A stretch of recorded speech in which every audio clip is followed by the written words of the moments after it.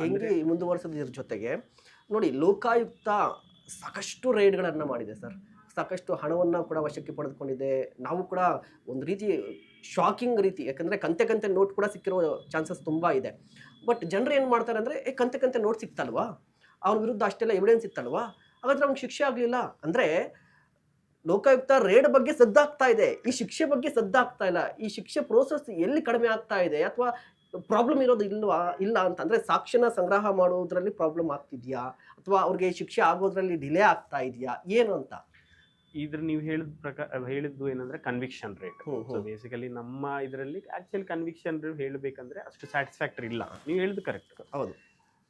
ಇದು ಬೇರೆ ಬೇರೆ ರೀಸನ್ಸ್ ಇರ್ಬೋದು. ಒಂದೇನಂದ್ರೆ ಲಾಂಗ್ ಜುಡಿಷಿಯಲ್ ಪ್ರಾಸೆಸ್, ತುಂಬಾ ಕೋರ್ಟ್ ಪ್ರಾಸೆಸ್ ತುಂಬಾ ವರ್ಷ ಆಗಿರ್ಬೋದು. ನೀವು ಹೇಳ್ತಾ ಇರೋದು ದೊಡ್ಡ ಕೇಸ್ಗಳಲ್ಲಿ ಕೆಲವು ಸಲ ಶಿಕ್ಷೆ ಆಗತ್ತೆ, ಬಟ್ ಜನರಿಗೆ ಗೊತ್ತಾಗಲ್ಲ. ಅದು ಕೂಡ ಸ್ವಲ್ಪ ನಾವು ಜನರೊಂದಿಗೆ ಹೋಗಿ ಈ ತರ ಶಿಕ್ಷೆ ಆಗಿತ್ತು, ಈ ತರ ಕೇಸ್ ಆಗಿತ್ತು, ಈ ತರ ಇಷ್ಟು ಸ್ಕ್ಯಾಮ್ ಆಗಿತ್ತು, ಇದರಲ್ಲಿ ಇವ್ರಿಗೆ ಶಿಕ್ಷೆ ಆಗಿತ್ತು ಅನ್ನೋದು ಕೂಡ ನಾವು ಎಲ್ಲ ತಗೊಂಡು ಹೋಗುವಂಥ ಜವಾಬ್ದಾರಿ ನಮಗಿದೆ.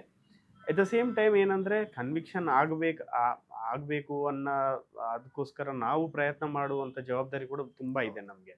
ಸೊ ಅದು ಇನ್ವೆಸ್ಟಿಗೇಷನಲ್ಲಿ ಸಿಸ್ಟಮ್ಯಾಟಿಕ್ ಇನ್ವೆಸ್ಟಿಗೇಷನ್, ಒಂದು ಪ್ರೊಫೆಷ್ನಲ್ ಇನ್ವೆಸ್ಟಿಗೇಷನ್, ನೀವು ಹೇಳಿದಂಗೆ ಎವಿಡೆನ್ಸ್ ಕಲೆಕ್ಟ್ ಆಗಿ ಮಾಡಿ ಆಮೇಲೆ ತುಂಬ ಫಾಲೋ ಅಪ್ ಮಾಡಿ. ಸೊ ಇದೆಲ್ಲ ಪ್ರಾಸೆಸ್ಸು. ನೀವು ಹೇಳ್ತಾ ಇರೋ ಏನು ಪ್ರಾಬ್ಲಮ್ ಏನಿದೆ ಅದು ಒಂದು ಲೋಕಾಯುಕ್ತ ಸಂಬಂಧಪಟ್ಟದಲ್ಲ.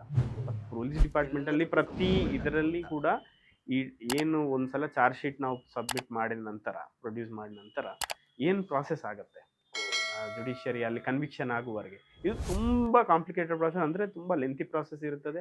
ಅದು ನಾವು ಕಂಟಿನ್ಯೂಸ್ ಫಾಲೋ ಮಾಡಬೇಕು.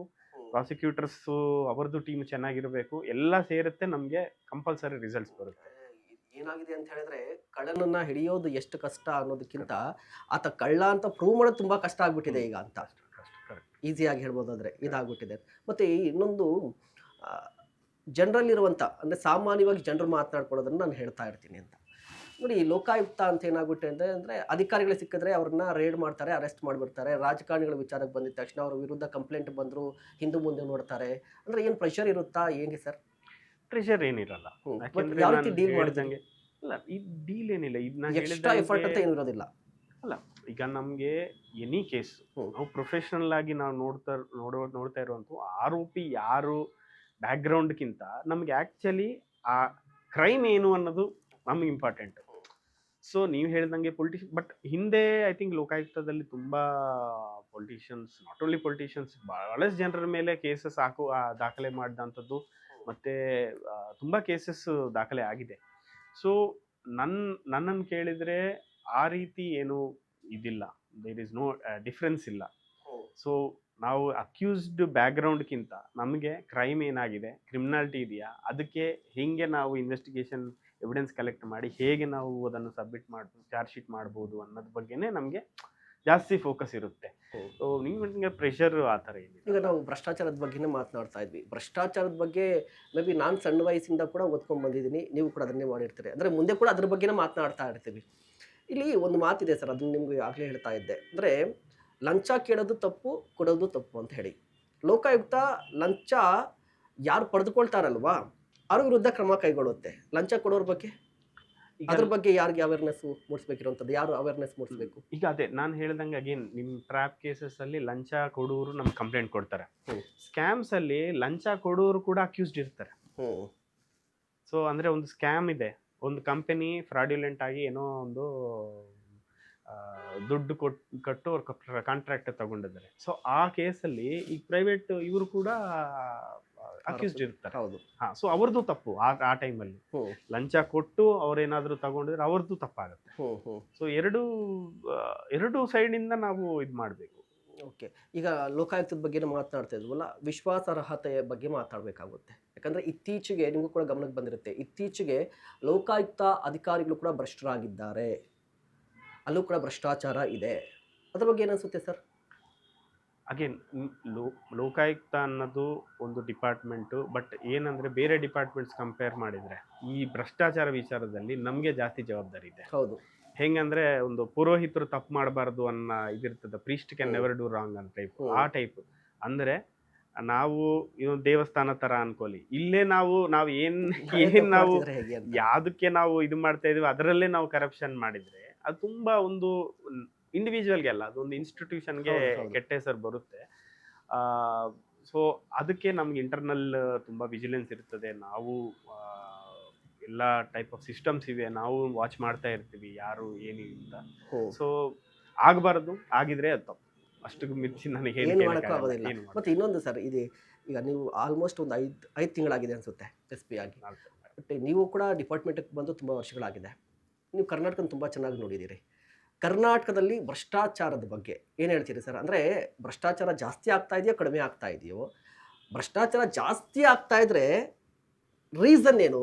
ಇಲ್ಲ ಇಡೀ ವ್ಯವಸ್ಥೆಯೇ ರಾಂಗ್ ಆಗಿದೆಯಾ? ಇಡೀ ವ್ಯವಸ್ಥೆನೇ ಈಗ ಕಟಕಟೆಯಲ್ಲಿ ನಿಂತಿದೆಯಾ?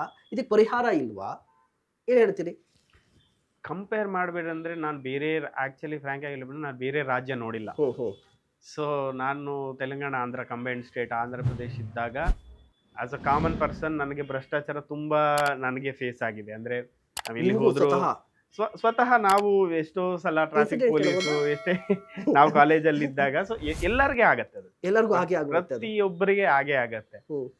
ಸೊ ಬೇರೆ ಸ್ಟೇಟ್ಗೆ ಇಲ್ಲಿ ಕಂಪೇರ್ ಮಾಡಿದ್ರೆ ನಿಜವಾಗ್ಲೂ ನಾನು ಬೇರೆ ಸ್ಟೇಟ್ ಅಷ್ಟು ನೋಡಿಲ್ಲ. ಕರ್ನಾಟಕದಲ್ಲಿ ಇದ್ಕೊಂಡು ನಾವು ಜಾಸ್ತಿ ಆಗಿದೆಯಾ ಕಡಿಮೆ ಆಗಿದೆಯಾ ಅನ್ನೋದು ಕೂಡ ತುಂಬಾ ಕಷ್ಟವಾದ ಪ್ರಶ್ನೆ. ನಂದೇನಂದ್ರೆ ಆಕ್ಚುಲಿ ಯಾಕೆ ಇದೆ ಅನ್ನೋದು ಪ್ರಶ್ನೆ. ಭ್ರಷ್ಟಾಚಾರ ಇಷ್ಟು ಅಂದ್ರೆ ಒಂದು ಲಿಮಿಟ್ ದಾಟಿ ಯಾಕೆ ಇದೆ ಅನ್ನೋದು ನನ್ನ ಇದೆ. ಅದಕ್ಕೆ ಬೇರೆ ಬೇರೆ ಕಾರಣಗಳಿರ್ಬೋದು. ಸೊಸೈಟಿ ಮನಿ ಜಾಸ್ತಿ ಆಗಿದೆ, ಫ್ಲೋಟಿಂಗ್ ಮನಿ ಜಾಸ್ತಿ ಆಗಿದೆ, ರಿಯಲ್ ಎಸ್ಟೇಟ್ ಜಾಸ್ತಿ ಆಗಿದೆ, ಬೇರೆ ಬೇರೆ ವಿಷಯಗಳಿವೆ. ಅದಕ್ಕೆ ಸೊಸೈಟಿ ಯಾವಾಗಲೂ ಈ ತರ ಮನಿ ತುಂಬಾ ಜಾಸ್ತಿ ಆಗಿದ್ರೆ corruption will be there. But ಏನಂದ್ರೆ ಅದು ಎಷ್ಟು ನಾವು ಪ್ರಿವೆನ್ಷನ್ ಮಾಡ್ತೀವಿ ಅನ್ನೋದು ನಮ್ಗೆ ಮುಖ್ಯ. ಈಗ ಜನರು ಯೋಚನೆ ಮಾಡ್ತಾರೆ, 100 ರೂಪಾಯಿ ಕೊಟ್ರೆ ನನ್ನ ಕೆಲಸ ಆಗುತ್ತೆ, 100 ರೂಪಾಯಿ ಕೊಟ್ಬಿಟ್ರೆ ನನ್ನ ಕೆಲಸ ಆಗ್ಬಿಡುತ್ತೆ. ಆ 100 ರೂಪಾಯಿ ಕೇಳ್ದ ಅಂತ ಹೇಳ್ಬಿಟ್ಟು ನಾನು ಕಂಪ್ಲೇಂಟ್ ಕೊಟ್ರೆ ನನ್ನ ಕೆಲಸ ಆಗುತ್ತಾ? 100% ಆಗುತ್ತೆ. ಯಾಕೆಂದ್ರೆ ಇಲ್ಲಿ ಅಗೇನ್ ನಾನು ಹೇಳ್ತಾ ಇರೋದು, ನಮ್ಮ ಹತ್ರ ಸಪೋಸ್ ಟ್ರ್ಯಾಪ್ ಫೇಲ್ ಆದ್ರೂ ಕೂಡ ಲೋಕಾಯುಕ್ತ, ನಾನು ಹೇಳಿದಂಗೆ Lokayukta sir under judicial wing ಇರುತ್ತದೆ. ಆ ಜುಡಿಷಿಯಲ್ ವಿಂಗ್ ಅಲ್ಲಿ ನಮಗೆ ಭ್ರಷ್ಟಾಚಾರನೇ ಅಂತಲ್ಲ, ಮಾಲ್ ಅಡ್ಮಿನಿಸ್ಟ್ರೇಷನ್ ಅಂದ್ರೆ ನಿಮ್ಮ ಕೆಲಸಗಳು ಸಪೋಸು ಯಾರ್ದು ಒಬ್ಬರದು ಎಲ್ಲ ಆಗಿದೆ, ಸೇಲ್ ಡೀಡ್ ರಿಜಿಸ್ಟ್ರೇಷನ್ ಆಗ್ತಾ ಇಲ್ಲ, ಮ್ಯೂಟೇಷನ್ ಆಗ್ತಾ ಇಲ್ಲ, ಎಲ್ಲ ಕರೆಕ್ಟ್ ಇದೆ, ಮ್ಯೂಟೇಷನ್ ಮಾಡೋಕ್ಕೂ ಒಂದು 5 ವರ್ಷ ತಗೊಂತಾರೆ. ದುಡ್ಡು ಕೇಳ್ತಾ ಇಲ್ಲ, ಮ್ಯೂಟೇಷನ್ ಮಾಡ್ತಾ ಇಲ್ಲ, ಅಂದ್ರೆ ಬಾಯ್ ಬಿಟ್ಟು ಕೇಳ್ತಾ ಇಲ್ಲ, ಅವ್ರು ಮ್ಯೂಟೇಷನ್ ಮಾಡ್ತಾ ಇಲ್ಲ. ಅಂತ ಟೈಮಲ್ಲಿ ಇದು clear comes under mall administration. Immediate Lokayukta ಸರ್ಗೆ ಇದು ಮಾಡಿದ್ರೆ ಅವ್ರು ಕೇಸ್ ಬುಕ್ ಮಾಡಿ ಇಮಿಡಿಯೇಟ್ ಅದನ್ನು ಸಾಲ್ವ್ ಮಾಡ್ತಾರೆ. ಸೊ ಅಂತ ಸಂದರ್ಭಗಳು ಬಹಳ ಇವೆ. ಸೊ ಅದೊಂದು ನಾನು ಹೇಳೋಣ ಅನ್ಕೊಳ್ತೀನಿ. ಮೇನ್ ಆಗಿ ನಮ್ಮ ಹತ್ತಿರ ಅಂದ್ರೆ ಎಸ್ಪೆಷಲಿ ಟ್ರ್ಯಾಪ್ ಕೇಸಸ್ ಅಲ್ಲಿ ನಮ್ಮ ಹತ್ತಿರ ಜನರು ಯಾಕೆ ಬರಲ್ಲ ಅನ್ನೋದು ನಾವು ಯೋಚಿಸಿದ್ರೆ, ಫಸ್ಟ್ ರೀಸನ್, ಮೊದಲನೇದು ರೀಸನ್ ಏನಂದ್ರೆ ಪೊಲೀಸರು ಮಿಸ್ಬಿಹೇವ್ ಮಾಡ್ತಾರೆ. ಪೊಲೀಸರ ಹತ್ರ ಹೋಗಿದ್ರೆ ಅವರು ಕಾಯಿಸ್ತಾರೆ ನಮ್ಮನ್ನು, ದಿನ ಟೋಟಲ್ ವೇಸ್ಟ್ ಆಗತ್ತೆ ಅನ್ನೋದು ಒಂದು. ಬಹಳಷ್ಟು ಜನ ಮಿಡಿಲ್ ಕ್ಲಾಸ್ನವರು, ನಮ್ಮ ಫ್ರೆಂಡ್ಸ್, ಬಹಳಷ್ಟು ಜನ ಕೇಳ್ತಾ ಇರ್ತೀನಿ ನಾನು. ಇನ್ನೊಂದೇನಂದ್ರೆ ಒಂದು ಭಯ ಸರ್, ಅದೇ ಭಯ, ಇನ್ಹಿಬಿಷನ್ ಇದೆ. ನಾವು ಇಲ್ಲಿ 100 ರೂಪಾಯಿ ಕೊಟ್ಟರೆ ಹೋಗ್ಬಿಡುತ್ತೆ, ಅದನ್ನೇ ನಾನು 100 ರೂಪಾಯಿ ಕೊಟ್ಟಿಲ್ಲ ನಮ್ ಕೆಲಸ ಆಗುದಿಲ್ಲ, ಮತ್ತೆ ಅವರು ಪೊಲೀಸ್ ಸ್ಟೇಷನ್ ಅಂದ್ರೆ ಒಂದು ಭಯ ಇರುತ್ತೆ. ಸಾಮಾನ್ಯವಾಗಿ ಯಾರು ಕೂಡ ಪೊಲೀಸ್ ಸ್ಟೇಷನ್ಗೆ ಡೈಲಿ ಹೋಗಿ ಬರಲ್ವಲ್ಲ ಸರ್. ಪೊಲೀಸ್ ಸ್ಟೇಷನ್ ಅಂದ್ರೆ ಒಂದು ಭಯ ಇರುತ್ತೆ ಎಲ್ಲರಲ್ಲೂ ಕೂಡ. ನಾನು ಕಂಪ್ಲೇಂಟ್ ಕೊಡ್ಬೇಕಂತ ಪೊಲೀಸ್ ಸ್ಟೇಷನ್ಗೆ ಹೋಗ್ಬೇಕಾ, ಅಲ್ಲಿ ಒಂದು ಭಯ ಶುರುವಾಗುತ್ತೆ. ಹೋಗಿದ ತಕ್ಷಣ ಅಲ್ಲಿ ಯಾವ ರೀತಿಯಾಗಿ ಬಿಹೇವ್ ಮಾಡ್ತಾರೆ, ಯಾಕೆ ಬಂದಿದ್ಯಾ, ಏನ್ ಸಮಾಚಾರ, 100 ರೂಪಾಯಿ ಕೊಟ್ಟಿದ್ರೆ ಆಗ್ತಿರ್ಲಿಲ್ಲ ಅಂತ ನೀವೇ ಕೇಳ್ಬಿಟ್ರೆ. ಬಟ್ ಅದಕ್ಕೆ ನಾವು ತುಂಬಾ ಪ್ರಯತ್ನ ಮಾಡ್ತಾ ಇದ್ವಿ. ನಮ್ಮ ಇನ್ಸ್ಟಿಟ್ಯೂಷನ್ ಅಟ್ಲೀಸ್ಟ್ ಯಾರು ಕಂಪ್ಲೇಂಟ್ಸ್ ಬಂದ್ರೆ ತುಂಬಾ ಚೆನ್ನಾಗಿ ಅಟೆಂಡ್ ಮಾಡ್ತಾರೆ ಅಂಡ್ ಒಂದು ಪ್ರೊಫೆಷನಲ್ ಆಗಿ ನಾವು ಇನ್ವೆಸ್ಟಿಗೇಷನ್ ಮಾಡ್ತಾ ಇದ್ವಿ. ನಾನು ಇಲ್ಲಿ ಬಂದು ಅಫ್ಕೋರ್ಸ್ ನಾನು ಬಂದು ಶಾರ್ಟ್ ಟೈಮ್ ಆಗಿದೆ, 4 ತಿಂಗಳೇ ಆಗಿದೆ. ಆದ್ರೂ ಕೂಡ ನಮ್ದೊಂದು ಯಾವ ಕಂಪ್ಲೇಂಟ್ ಬಂದ್ರು, ನಾನು ಇಲ್ಲಿವರೆಗಂತೂ ಕಂಪ್ಲೇಂಟ್ ಸರ್ ನಮ್ಮ ಕೆಲಸ ಆಗಲಿಲ್ಲ, ಏನು ಸರ್ ಹೀಗೆ ಮಾಡಿದ್ರು ನೀವಿಂದ ನಮ್ಮ ಕೆಲಸ ಆಗಲಿಲ್ಲ ಅನ್ನೋದು ಮಾತ್ರ ಹೇಳಿಲ್ಲ. ಅವ್ರ ಕೆಲಸ ಸಪೋಸ್ ಟ್ರ್ಯಾಪ್ ಸಕ್ಸಸ್ಫುಲ್ ಆಗಲಿಲ್ಲ ಅಂದರೆ ಕೂಡ ಅವ್ರ ಭಯದಿಂದ ಕೆಲಸ ಮಾಡ್ತಾರೆ.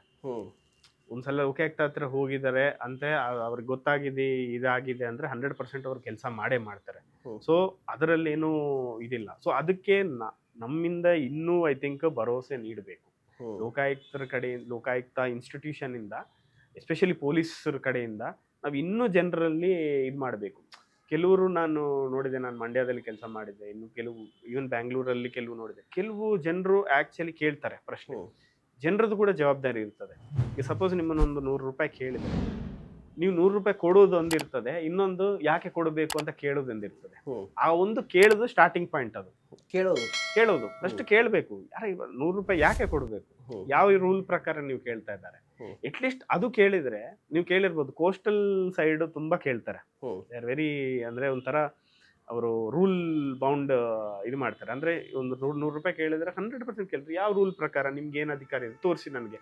ಈ ಎಲ್ಲರ ಹತ್ರ ಮೊಬೈಲ್ ಇದೆ, ಎಲ್ಲರ ಹತ್ರ ಅವರು ಕೇಳ್ಬೋದು. ಆಯ್ತು, ಒಬ್ರು 100 ರೂಪಾಯಿ ಕೇಳಿದ್ರೆ ಯಾವ ರೂಲ್ ಹೇಳ್ತಾ ಇದ್ದೀರಿ, ಯಾವ ರೂಲ್ ಪ್ರಕಾರ ನಾನು ಕೊಡ್ಬೇಕು ಹೇಳಿ ಅಂತ. ಅಷ್ಟು ಕೇಳಿದ್ರೆ ಅದು ಸ್ಟಾರ್ಟ್, ಬಟ್ ಅದೇ ಎಂಡ್ ಆಗಲ್ಲ.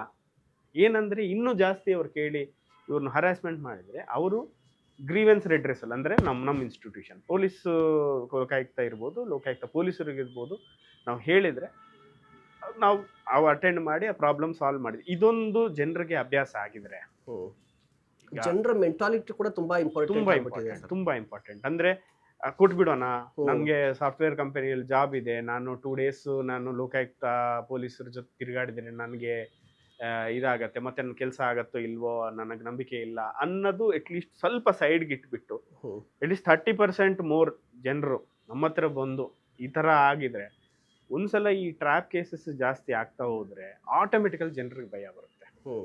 ಅವರು ಈ ಥರ ಏನಂದ್ರೆ ಕೆಲಸ ಮಾಡದೆ ಮಾತ್ರ ದುಡ್ಡು ಕೇಳಲ್ಲ.